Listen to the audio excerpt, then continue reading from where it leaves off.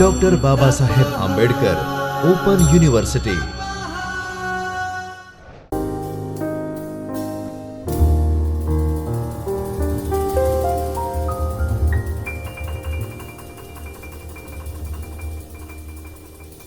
નમસ્કાર મિત્રો, doctor Baba Saheb Ambedkar open યુનિવર્સિટીના department of library and information સાયન્સમાંથી હું નિશા આપ સૌનું સ્વાગત કરું છું. મિત્રો, master of library and information સાયન્સમાં MLI 102 એટલે કે માહિતી ગ્રંથાલય અને માહિતી કેન્દ્રોનું સંચાલન, જેમાં બ્લોક નંબર 4 છે અંદાજપત્ર. આપણે અંદાજપત્રમાં તેની વ્યાખ્યા અને પ્રકારો જોઈ ગયા. મિત્રો, હવે આપણે આગળ અભ્યાસ કરશું.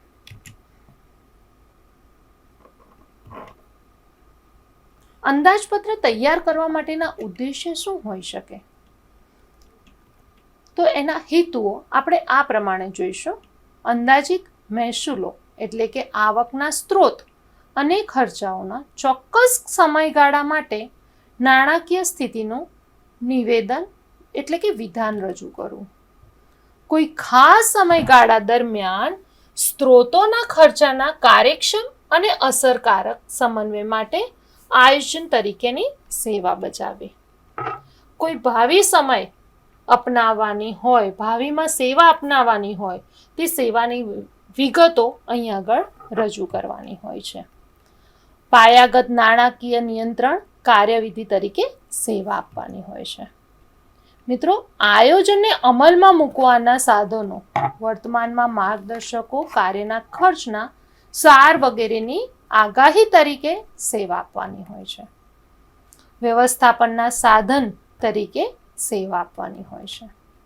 ત્યારબાદ ભાવિ નીતિની રૂપરેખા માટેનો આધાર રચવામાં હોય છે. અંદાજપત્રમાં ભાવિમાં જે ખર્ચાઓ પડવાના છે, જે ખર્ચાઓ ઉદ્ભવવાના છે, તેની એક રૂપરેખાની આધાર રચના કરવાની હોય છે. અંદાજપત્ર માટે આવશ્યક લક્ષણો: પરિવર્તનના પડકારો પૂર્ણ કરવા સ્થિતિસ્થાપકતા અને લવચિકતા એટલે કે ફ્લેક્સિબિલિટી હોવી જોઈએ. અંદાજપત્રીય નિયંત્રણ માટેની કાર્યવિધિની સરળતા હોવી જોઈએ. જે લોકો માટે આયોજનની અમલીકરણ કરવાનો છે, તેમનામાં અંદાજપત્રમાં ઉદ્દેશોના અસરકારકતા પ્રત્યયનની સુવિધા આપવાની હોય છે. અંદાજપત્રની રૂપરેખાના પરિબળો: વિશિષ્ટ ગ્રંથાલય માટે અંદાજપત્રની રૂપરેખામાં નીચેના પરિબળોને આપણે ગણાવી શકીએ. એ પ્રત્યક્ષ, કારણ કે તેમને પ્રત્યક્ષ અથવા પરોક્ષ રીતે પ્રસ્તુત થતા હોય છે. સંસ્થાના પ્રકાર: અંદાજપત્રમાં રૂપરેખાના પરિબળ તરીકે સંસ્થાનો પ્રકાર પણ લઈ શકાય. આપણે જાણીએ છીએ કે શૈક્ષણિક, ઔદ્યોગિક, સંશોધીય, વિશિષ્ટ ગ્રંથાલય અથવા તો સાર્વજનિક ગ્રંથાલયો જેના ભાગ હોય છે. સંસ્થાનું કદ: સંસ્થા કેટલી મોટી છે, સંસ્થા કેટલા વિશાળમાં ફેલાયેલી છે, અથવા સંસ્થાનું કદ શું છે, તે તેની રૂપરેખાના પરિબળ તરીકે કાર્ય કરે છે. સંસ્થા માટે ગ્રંથાલય અંદાજપત્ર સ્વતંત્ર રીતે તૈયાર કરવું, કેમ કે સામાન્ય અંદાજપત્રનો ભાગ છે. સામાન્ય અંદાજપત્રનો ભાગ છે. ક્યારેક સંસ્થાનું આખું અંદાજપત્ર તૈયાર થતું હોય ત્યારે સંસ્થાને એક ભાગરૂપે અંદાજપત્ર તૈયાર કરવાનું છે કે સ્વતંત્ર રીતે તૈયાર કરાયું છે, તે મહત્વનું છે. ગ્રંથાલય સેવાના ઉપભોક્તાના પ્રકાર: તેના યુઝર્સ કયા પ્રકારના હશે? પરિબળમાં અંદાજપત્રનું જ્યારે પરિબળ હોય છે, પરિબળની વાત કરતા હોય ત્યારે તેની રૂપરેખામાં ગ્રંથાલય સેવાના ઉપભોક્તાના પ્રકાર, તેના યુઝર્સના પ્રકાર પણ જોવાના હોય છે. પ્રલેખ સંગ્રહ: કેવા પ્રકારના પ્રલેખોનો આપણે સંગ્રહ કરવાનો છે, તેની અહીં આગળ વાત કરવામાં આવે છે. ગ્રંથાલયમાં અપાતી વિવિધ સેવાઓ: અંદાજપત્રીય આયોજનમાં જો તેમને સમર્થન ન અપાયું હોય તે પરત્વે સંલગ્નતા. હવે આપણે જોઈશું નાણાકીય અંદાજિત પદ્ધતિ કઈ કઈ છે. તો નાણાકીય અંદાજિત પદ્ધતિમાં પહેલી પદ્ધતિ છે માથાદીઠ પદ્ધતિ. ત્યારબાદ નવી ઉમેરાતી ખર્ચની પદ્ધતિઓ. ઊંડાણપૂર્વકની પદ્ધતિઓ, પ્રમાણોની પદ્ધતિઓ, કાર્યક્રમ અંદાજપત્રની રચના, શૂન્ય આધારિત અંદાજપત્રની રચના. મિત્રો, અહીંયા આગળ તેનું નામ જ પદ્ધતિને બહુ થોડું ઘણું આપણને અંદાજો આવી જાય છે કે તે શું કહેવા માંગે છે. હવે આપણે જોઈશું માથાદીઠ પદ્ધતિ. ગ્રંથાલય માટે જરૂરી વાર્ષિક નાણાંની રકમ અને સંતુલિત અભિગમ માથાદીઠ પદ્ધતિ પર આધારિત છે. આ ખાસ કરીને સંગઠનમાં મદદરૂપ છે. તેમાં વાસ્તવિક કુલ ખર્ચની માહિતી ઉપલબ્ધ હોતી નથી. આ પદ્ધતિમાં ઉપભોક્તાના પ્રકારના આધારે ઉપભોક્તા દીઠ એટલે કે જે લાઇબ્રેરીના યુઝર્સ છે તેને મધ્યમ, ઉચ્ચ અને વ્યવસ્થાપનના કર્મચારી અથવા કાર્યક્રમ ચાલક દીઠ લઘુત્તમ નિશ્ચિત કરાય છે. લઘુત્તમ એક રકમ નિશ્ચિત કરવામાં આવે છે, એને માથાદીઠ આવક તરીકે આપણે ગણી શકાય, જે ગ્રંથાલય સેવા પૂરી પાડવા માટે આવશ્યક ગણાય છે. બીજું છે ઉમેરણના ખર્ચની પદ્ધતિ. આ અભિગમમાં કુલ વાર્ષિક ખર્ચ જે હોય છે તે દરેક વર્ષમાં ઉમેરાતા પ્રયત્નના ખર્ચના આધારે અંદાજાય છે. અહીં એમ ધારી લેવાય છે કે જે પ્રલેખોની કુલ સંખ્યા આપે છે તે પ્રત્યેક વર્ષના અંતે ઉમેરવા માટે અપેક્ષિત હોય છે. માથાદીઠ પદ્ધતિ જેમ આ પદ્ધતિ એવી સંસ્થાઓમાં ઉપયોગી છે જેની કોઈ પણ વાર્ષિક ખર્ચની માહિતી જેમની પાસે હોતી નથી. ત્યારબાદ છે વિગતોની પદ્ધતિ. આ અભિગમમાં કુલ વાર્ષિક ખર્ચના અંદાજમાં તમામ બાબતો જેમ કે કર્મચારીનો પગાર હોય, પ્રલેખનો ખર્ચ હોય, પુસ્તકોનું બાઇન્ડિંગ કે ઝેરોક્સ, નકલ સેવા હોય વગેરે અને ગ્રંથાલયમાં થતા અન્ય વ્યવસ્થાનો ખર્ચ વગેરેને આધાર રાખવામાં આવે છે.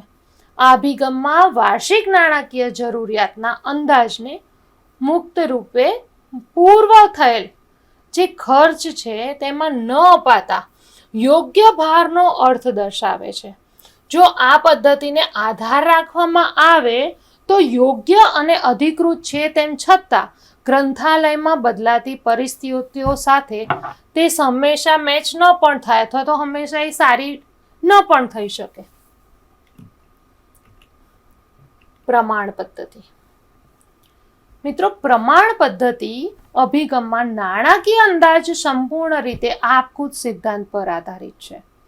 સંસ્થા દ્વારા કરાયેલા કુલ અંદાજપત્રના અમુક અલ્પ પ્રમાણ કે ટકાવારી તેના આર્થિક ખર્ચ સાથે ફાળવણી કરવી જોઈએ. આ પદ્ધતિમાં આવશ્યક રીતે અભિપ્રેરિત કરે છે. તે ગ્રંથાલયના નાણાંની જોગવાઈને સંબંધિત વ્યવસ્થાપક મંડળની જવાબદારી છે. આ કોની જવાબદારી હોય છે? સંબંધિત વ્યવસ્થાપક મંડળ એટલે કે લાઇબ્રેરીની કમિટી હોય છે, તેની જવાબદારી છે. સામાન્ય રીતે ગ્રંથાલય સંસ્થા સાથે સંલગ્ન હોવાના કારણે ગ્રંથાલય અંદાજપત્ર જોઈએ.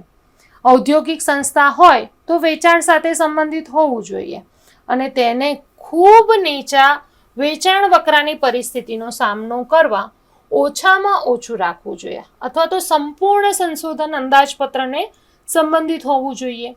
જો તે સંશોધન સંસ્થા સાથે સંબંધિત હોય તો વાસ્તવમાં 17મી જે અખિલ ભારતીય પરિષદ 1968માં થઈ છે એ 1968માં કરેલી જે ખર્ચા દર્શાવ્યા છે તે મુજબ કુલ ખર્ચથી 6 થી 10% ગ્રંથાલય બાબત માટે ફાળવવા જોઈએ એવી ભલામણ કરવામાં આવી છે. અંદાજપત્રના ઉદ્યોગના કિસ્સામાં કુલ વેચાણ વધારાના 2% અને સંશોધન સંસ્થાના કિસ્સો હોય ત્યારે સંશોધનના અંદાજપત્રના 6.25%નું હોય છે. વાસ્તવમાં ગ્રંથાલય પરિષદે ભલામણ કરી છે કે ગ્રંથાલય કિસ્સામાં કુલ ખર્ચો 6 થી 10% ફાળવવો જોઈએ. અમેરિકા માટે તુલનાત્મક આંકડાઓ છે કે માહિતી સેવા માટે ઇન્ફોર્મેશન સર્વિસીસ માટે ખર્ચાયેલા સંશોધન અંદાજપત્રનું પ્રમાણ 2% થી 10%ના ગાળાની વચ્ચે હોવું જોઈએ. મિત્રો, આ જે નાના ટકાવારી છે તે તમને ઓબ્જેક્ટિવ ટાઈપના જે ક્વેશ્ચન્સ હોય છે તેમાં આવી શકે છે. ત્યારબાદ યોજનાબદ્ધ અંદાજપત્ર. યોજનાબદ્ધ અંદાજપત્ર રચનાને ગ્રંથાલયની પ્રાથમિકતાની સ્થાપના કરવાની એક પ્રયુક્તિ છે અને યોજના અથવા તો આયોજન પ્રકલ્પ પદ્ધતિનો એક ભાગ રચે છે, જે ફરીથી સંસ્થા અને તેના સ્ત્રોતોની ફાળવણીના કાર્યક્રમો અથવા તો પ્રવૃત્તિઓ વિશે માહિતી પ્રદર્શિત કરવાની અને ગોઠવણી કરવાની એક પ્રયુક્તિ છે.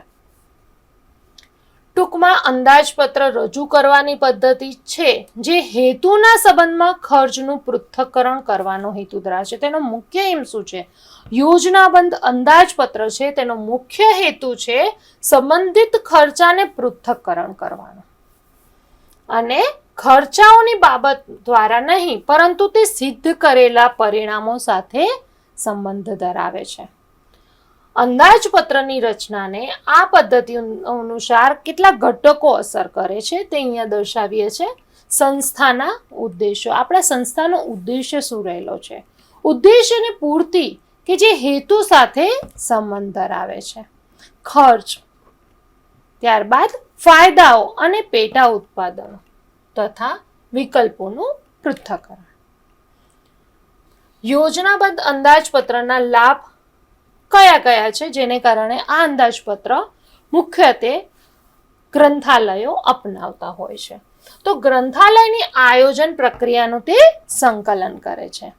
ગ્રંથ અને ભૂમિકા વિધાન દ્વારા ભાર મુકાયેલા પ્રવૃત્તિઓ પર ખર્ચ નાણાં લોકોને તે ઓળખે છે. પ્રવર્તમાન અને ઈચ્છિત કક્ષાઓ વચ્ચે કોઈ અવકાશ હોય, કોઈ ગેપ રહી ગયેલી હોય તો તે ગેપને આ કાર્યક્રમ અંદાજપત્ર ઘડતર પ્રક્રિયા આવશ્યકતાઓ કેવી સર્વોત્તમ રીતે પરિપૂર્ણ કરવી તે માટે સહાય કરે છે. પરિવર્તનને કરવામાં સહાયરૂપ એક વ્યવસ્થાપક ઉપકરણને તે અર્પણ કરે છે. ત્યારબાદ છે શૂન્ય આધારિત બજેટ નિર્માણ. શૂન્ય જેનું કોઈ મૂલ્ય નથી, પણ અહીં શૂન્યને એ રીતે જોવાની છે કે જ્યારે આપણે શૂન્ય આધારિત બજેટ નિર્માણ કરતા હોય તો આગળના જે ખર્ચા થયા છે, આગળની કોઈ પણ બાબતને અહીં આગળ બેઝડ રાખવામાં આવતું નથી. દરેક વસ્તુને નવેસરથી પહેલેથી આપણે અહીંયા વિચારવાનું છે. શૂન્ય આધારિત બજેટ નિર્માણની પ્રકલ્પના એક અમેરિકાના ટેક્સાસ ઇન્સ્ટેન્ટન નામની મંદીમાં ફેલાયેલ વીજાણુ કંપનીની પુનર્જીવિત કરવા માટે પીટર પાયર દ્વારા પ્રતિપાદિત કરવામાં આવી. કોને દ્વારા પ્રતિપાદિત કરવામાં આવી છે? પીટર પાયર દ્વારા. આયોજનની પ્રયુક્તિ સંસ્થાને ભંડોળ પૂરું પાડવા માટે ખૂબ જ ઉપયોગી હતી. જેઓએ પાસે પ્રત્યેક નાણાકીય વર્ષને અંતે કાર્યક્રમને યથાર્થ ઠેરવવા માટે આવશ્યક રખાતી હતી અને આ પ્રકારના અંદાજપત્રના નિર્માણમાં પ્રત્યેક જે વ્યવસ્થાપક છે એને સમગ્ર અંદાજપત્રની વિનંતીને વિગતવાર સમજાવવાની જરૂર હતી. પહેલેથી જે પણ કાર્યક્રમ કરવાના છે તે દરેકને વિગતવાર અહીંયા આગળ ફરીથી રિપ્રેઝન્ટ કરવામાં આવે છે અને તે ખર્ચ અને યથાર્થતા ઠેરવવા માટે એ અપેક્ષિત હતા. શૂન્ય આધારિત અંદાજપત્રીય યોજના અને રજૂઆતની પદ્ધતિ છે જે હેતુઓને પૃષ્ઠભૂમિકા, કાર્યક્રમ મૂલ્યાંકન અને વ્યવસ્થાપકો તેમજ કર્મચારીને સમાવતી ક્રિયાત્મક નિર્ણયાત્મક પ્રક્રિયાનો અહીંયા સમાવેશ થાય છે. તેને જરૂરી હોય છે કે તે તમામ કાર્યક્રમનો ખર્ચ પ્રવર્તમાન હોય કે પછી જૂના હોય, બંને પ્રત્યેક અંદાજપત્રીય ચક્રને શરૂઆતમાં યથાર્થ કહેવાય છે. પ્રત્યેકને તાજા અંદાજ્ય પત્ર ચક્રમાંથી વિનિયોગ કરી અગાઉના રકમોને શૂન્ય પ્રસ્થાપિત કરવામાં આવે છે. અહીંયા જે આગળના કાર્યક્રમો થયા છે તેમાં જે ખર્ચા થયા છે એને શૂન્ય દર્શાવવામાં આવે છે અને પ્રત્યેક દરખાસ્તને નવેસરથી યથાર્થતા તરીકે જોઈ અને આપણે ફરીથી અહીં આગળ બધા જને પુનઃ વિચાર કરવાનો છે. દરેકને વિગતવાર અહીંયા સમજાવવાનું હોય છે. નિર્ણયાત્મક એકમોને ઓળખવા માટે કયા કયા પગલાં ZBB એટલે કે શૂન્ય base budget zero base budget, જેને આપણે શૂન્ય આધારિત બજેટ કહેવામાં આવે છે. મિત્રો, ફૂલ ફોર્મ અને શોર્ટ ફોર્મ યાદ રાખવું પણ જરૂરી છે. પરીક્ષામાં આવા પ્રશ્નો પણ પૂછાઈ શકે છે. What do you mean by ZBB અથવા તો શૂન્ય આધારિત બજેટ નિર્માણ પદ્ધતિ એટલે શું, તે કોને આપવામાં આવી છે, કોણે આપી છે, તેવા પ્રશ્નો પણ પૂછાઈ શકે છે. તો એમાં કેવા પગલાઓનો સમાવેશ થાય છે તે હવે આપણે જોઈશું. નિર્ણય એકમોને ઓળખવા અને વ્યાખ્યાયિત કરવા. ત્યારબાદ ખર્ચાઓ અને લાભોને સૂચિત કરવાના. પ્રથમ શું કરવાનું છે, જેટલા પણ નિર્ણય એકમો છે તેને આપણે વ્યાખ્યાયિત કરવાના છે. જે પ્રક્રિયાઓ કરવાની છે તેની વિગતવાર ચર્ચા કરવાની છે, તેને વિગતવાર દર્શાવવાની છે. ત્યારબાદ તેના ખર્ચાઓ કયા છે, એ કાર્ય પરિપૂર્ણ કરવા માટે આપણને કયા ખર્ચાઓ થશે. ત્યારબાદ લાભોના સૂચિત કરવા. જે ખર્ચાઓ કરીએ છીએ તેની પાછળ, જે કોઈ પણ આપણે ખર્ચો કરતા હોય તો તેની પાછળનો આપણે લાભ શોધીએ છીએ. તો અહીંયા પણ દરેક જે ખર્ચાઓ આપણે વિગતવાર દર્શાવવાના છે, જે ખર્ચાઓ કરવાના છે તેનો લાભ શું છે એ અહીંયા આગળ સૂચિત કરવાનું છે. નિર્ણય એકમ માટે નિર્ણય સંપુટો તૈયાર કરવા, ડિસિઝન તૈયાર કરવાના છે. ત્યારબાદ નિર્ણયની પ્રક્રિયા કરવાની છે. આ બજેટ વિગતવાર દરેક એકમો માટે અથવા તો દરેક સેવાઓ માટે જ્યારે આપણે નિર્ણય લઈ રહ્યા છે તો નિર્ણયની પ્રક્રિયા કરવાની છે.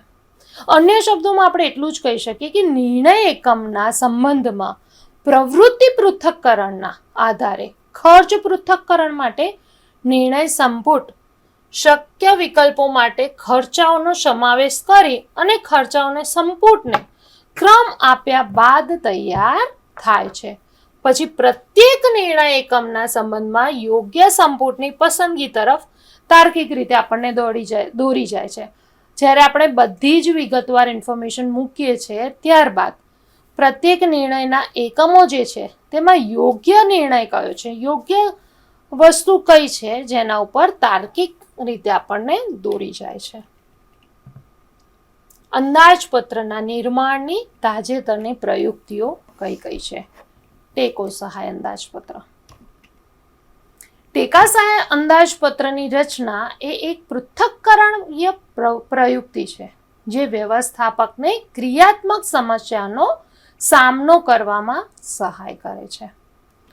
ટેકો સહાય રચના ઇચ્છિત લક્ષ્ય સિદ્ધ કરવા માટે વિવિધ ઉપલબ્ધ વિકલ્પો ચકાસવામાં મદદ કરે છે અને પછી વ્યવસ્થાપક મંડળ ગમે તે એક મહત્તમ સફળતાની તકો સાથે પસંદ કરે છે.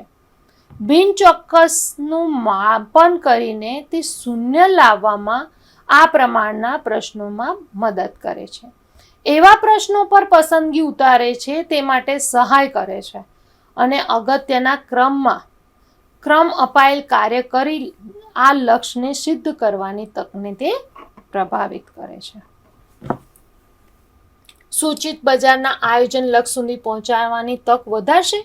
આવા પ્રશ્નો પૂછે છે અને ત્યારબાદ ટેકા સહાય અંદાજપત્રને તે ન્યાય આપે છે. સૂચિત બજાર યોજના જે આયોજન કરે છે એ લક્ષ્ય સુધી પહોંચવાની તક વધારે છે. કેટલી માત્રા સુધી વધારશે? આ ટેકનિકલ મોટાભાગની ગ્રંથાલય પદ્ધતિઓમાં ઉપયોગ થવા માટે અત્યંત જટિલ છે. યુઝ કરવા માટે તે ફ્લેક્સિબલ છે કે જટિલ છે? તે વ્યાપારી સંસ્થાઓમાં ઉપયોગી છે જ્યાં કોઈ પણ પ્રકારની અનિશ્ચિતતાનું જોખમકારક હોય છે, તેના માટે કોઈ જોખમ રહેલું છે? ઉદ્યોગ સાહસીય અંદાજની રચના. ટેકો સહાયક અંદાજ યોજના જે છે, તાજેતરમાં જે યુઝ થતી પ્રયુક્તિઓ છે અંદાજપત્રની, તેની આપણે અહીંયા ચર્ચા કરી રહ્યા છે, જેમાં પહેલું છે ટેકો સહાય અંદાજપત્ર. મિત્રો, હવે બીજું આપણે જોઈએ છે ઉદ્યોગ સાહસિકતા અંદાજપત્રની રચના. આ ફેક્ટરીમાં નાનો જથ્થો અથવા તો એકમ સંસ્થામાં ફળવાયેલ છે તે ઓળખાય અને કાર્યક્રમની પ્રાથમિકતામાં તેની વ્યવસ્થા કરવા માટે જવાબદાર હોય છે. વર્ષને અંતે બાકી રહેલ પ્રાથમિકતાને આગળ લઈ જવાય.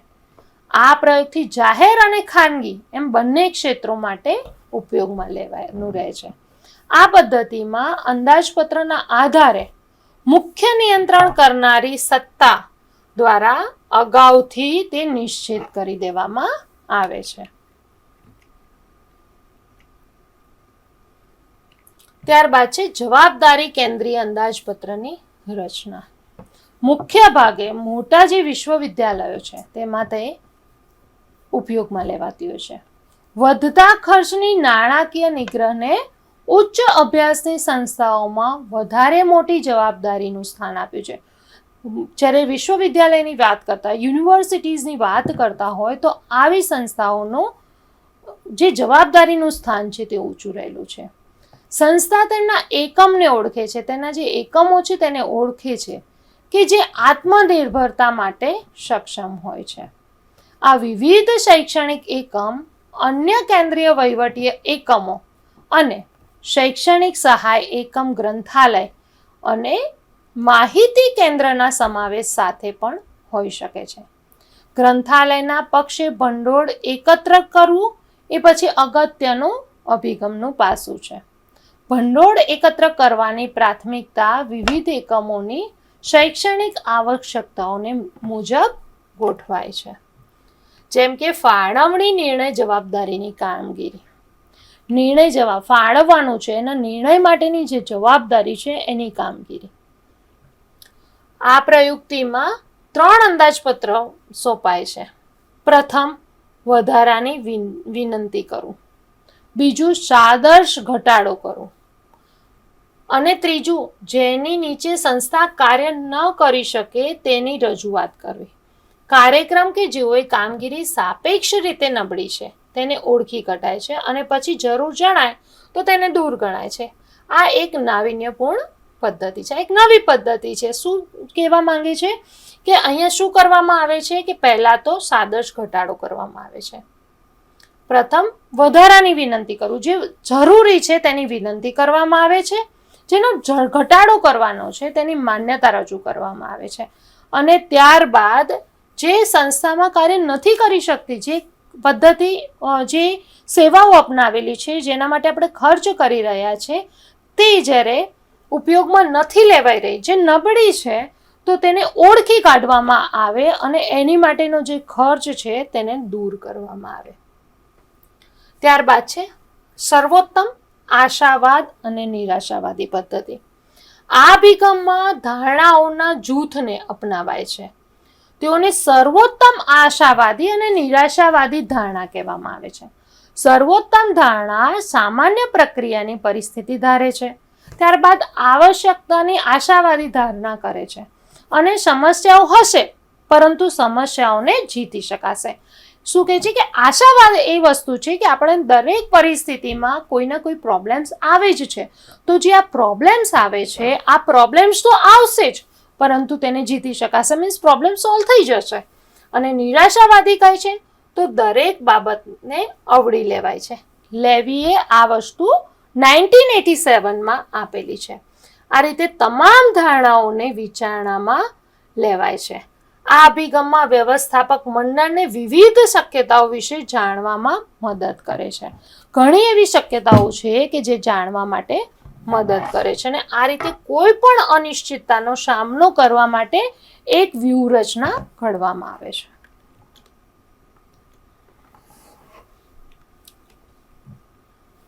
યોગ્ય આંકડાઓને પરતવે કેવી રીતે? How to arrive to appropriate figures. જ્યારે અંદાજપત્રની વાત થતી હોય, નાણાંની વાત થતી હોય, ત્યારે એપ્રોપ્રિએટ ફિગર્સ જરૂરી હોય છે. તો અમુક અભિગમો એવા હોય કે જે અંદાજપત્રમાં યોગ્ય આંકડાઓને આપવા માટે અનુસરણ કરી શકાય. દાખલા તરીકે, વ્યક્તિ અગાઉના વર્ષોમાં જે ખર્ચાઓની સમીક્ષા કરી છે, વ્યાપાર અને ગ્રંથાલય સંગઠનોમાંથી ઉદ્ભવતા ડેટા અને ગ્રંથાલય આંકડાનો ઉપયોગ કરવો અથવા ગ્રંથાલય અંદાજપત્રનું કદ સુનિશ્ચિત કરવા માટે આવા માપદંડોનો ઉપયોગ લેવામાં આવે છે. ગ્રંથાલયમાં જે ખર્ચાઓ કર્યા છે, માનો કે આપણે કોઈક સેવા ચાલુ કરી, નવી સર્વિસ ચાલુ કરી, તો આ સર્વિસનો યુઝ કેટલા ઉપયોગ કરતા હોય, યુઝર્સે કર્યો, તેનો આપણી પાસે જો ડેટા રહેલો હોય તો એના માટે આપણે જે નવા ખર્ચા કરવાના છે, સેવાને આગળ વધારવા માટે, આગળ ધપાવવા માટે જે ખર્ચા કરવાના છે એ આ આંકડા પરથી, આ ફિગર્સ પરથી નક્કી કરી શકાય છે. તો ગ્રંથાલયના અંદાજપત્રનું કદ સુનિશ્ચિત કરવા માટે આવા ગ્રંથાલયના માપદંડોનો ઉપયોગ કરવામાં આવે છે, જેમાં ભૂતકાલીન ખર્ચાઓની સમીક્ષા કરવામાં આવે છે. જો કોઈ ગ્રંથાલય હોય એની માતૃ સંસ્થામાંથી યોગ્ય અંદાજપત્રીય આધાર મેળવવામાં ખાસ કરીને નસીબદાર હોય તો તે જરૂરી છે કે વિસ્તાર દ્વારા સાથે આવતા પ્રવાહની સુનિશ્ચિત દ્વારા અનુસરતા અગાઉના વર્ષના ખર્ચાને ચોક્કસ અને અમુક કક્ષા સાથે જરૂરિયાતની આગાહી કરી શકે. જો કે આ પદ્ધતિ આધારભૂત અને અધિકૃત હોય તે ગ્રંથાલય અને તેને પર્યાવરણને બદલાતી પરિસ્થિતિ સાથે હંમેશા સારી કે યોગ્ય સાબિત થતી નથી. ત્યારબાદ ગ્રંથાલય આંકડાને અંદાજપત્રમાં મહત્વનો ભાગ ભજવી શકે છે, કારણ કે તેઓ ગ્રંથાલયના સંગ્રહ અને ગ્રંથાલયના સેવાનો જે ઉપયોગ છે એનું સ્વરૂપ અને માત્રાનું તે સૂચન કરે છે. બીજા શબ્દોમાં કહી શકાય કે ગ્રંથાલય આંકડાના ભાવિ આગાહી માટે એક ચોક્કસ આધાર રચે છે. તો તેની માટે ગ્રંથાલયના માનકોનો ઉપયોગ કરવામાં આવે છે. ગ્રંથાલયમાં અંદાજપત્રની તૈયારીમાં માનવ દ્વારા ભજવવામાં આવતી ભૂમિકા કે તેનો કોઈ ભાગ હોય તેના દબાણની જરૂરિયાત નથી. આમ છતાં માનકો આવશ્યક છે, સ્ટાન્ડર્ડ્સ અધિકૃત હોવા જોઈએ અને આ સ્ટાન્ડર્ડ્સ આવશ્યક છે, કેમ કે તેઓ ઉપયોગમાં હોય તેવા રાષ્ટ્રીય અને આંતરરાષ્ટ્રીય માનક વિકાસ સાથે સંબંધિત સંગઠનોમાંથી ઉદ્ભવે એ જરૂરી નથી. આમ છતાં કોઈક મુદ્દા ઉપર આ તબક્કે ભાર આપવાની જરૂરિયાત જણાય છે. ક્યારેક ક્યારેક આવા માનકો સ્ટાન્ડર્ડ્સને બેઝ રાખવામાં આવે છે. જો માનકો અંદાજપત્રનો અંદાજ માટે ઉપયોગી હોય તો પણ તેઓ યથાર્થતા માટે સેવા આપી શકાય નહીં. ઉપયોગ માટે ઉપલબ્ધ એવા કેટલાક માપદંડો ઘણા ખરા વ્યક્તિઓએ આપેલા છે, જે હવે આપણે જોઈશું. અને કેવા કેવા માનકો હોઈ શકે? તો જરૂરી કર્મચારીની અંદાજ કરવામાં ઉપયોગ જીત સરળ કરેલ કર્મચારીનું સૂત્ર. જરૂરી રાચરચીલા જરૂરી જગ્યાના અંદાજને લગતો માપદંડો. કોઈ જગ્યા જે આપણાને રાચરચીલું જોઈએ છે, ગ્રંથાલય માટેનું જે ફર્નિચર છે એની માટે ઉપયોગમાં જે જગ્યાઓ છે, ઉપયોગમાં લેવાની જે જગ્યા છે તે અંદાજને લગતા માપદંડો. ત્યારબાદ પ્રલેખ વગેરેની સંખ્યાના અંદાજે સંબંધિત માપદંડ. પ્રલેખ કેટલા હોવા જોઈએ, કયા ગ્રંથાલયમાં કેટલા પ્રલેખો હોવા જોઈએ તેના માટેના સંબંધિત માપદંડો પણ આપેલા હોય છે. Doctor S.R. રંગનાથન એ વિકસાવેલ એક સરળ કર્મચારી સૂત્રને સર્વોત્તમ માનવામાં આવે છે. તેમનું જે પુસ્તક છે તે ગ્રંથાલય માટેના સૂત્રોની રચના કરાઈ છે અને પ્રત્યેક વ્યક્તિ દીઠ માત્રા તેમાં કેટલી હોવી જોઈએ તેની વિશેષ તે માહિતી આપે છે. કોઠારી આયોગ સૂચવે છે કે વિશ્વવિદ્યાલયમાં પ્રત્યેક નોંધાયેલ વિદ્યાર્થીને 25 રૂપિયા અને પ્રત્યેક શિક્ષક માટે 300 રૂપિયા ખર્ચવા જોઈએ. કોઠારી કમિશન શું કહે છે મિત્રો? આ વસ્તુ તમારા એક્ઝામમાં અથવા તો ભવિષ્યમાં આવનારી કોમ્પિટિટિવ એક્ઝામ્સમાં પૂછી શકે છે કે કોઠારી આયોગે શું સૂચવેલું છે, વિશ્વવિદ્યાલય માટે જે માપદંડ આપ્યા છે, પુસ્તક ખરીદીના જે માપદંડ આપ્યા છે તેના વિશે તમને પૂછાઈ શકે છે. તો વિદ્યાર્થીઓ માટે કોઠારી કમિશન કહે છે 25 રૂપિયા અને શિક્ષક માટે 300 રૂપિયા. ત્યારબાદ યુજીસીએ વ્યક્તિ દીઠ 15 અને શિક્ષક માટે 200 રૂપિયાની ભલામણ કરી છે. આવા પુસ્તકાલય સામાયિક અથવા તો પુરવઠો પાડવાનો છે અથવા તો મુસાફરીના જે ભથ્થા છે એના માટે અલગ અલગ કમિશને અલગ અલગ માપદંડો આપેલા છે.